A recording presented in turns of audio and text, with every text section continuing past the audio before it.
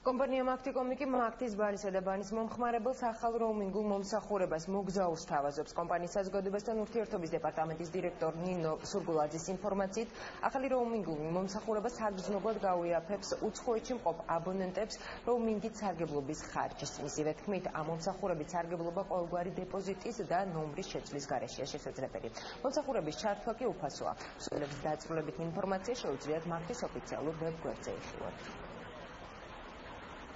Makticom-ის ახალი იაფი როუმინგული მომსახურება მოგზაური მაგთის ბალის და ბანის მომხმარებლებს საშუალებას აძლევს ისარგებლონ შეღავათიანი როუმინგული ტარიფებით ყოველგვარი დეპოზიტის და ნომრის შეცვლის გარეშე.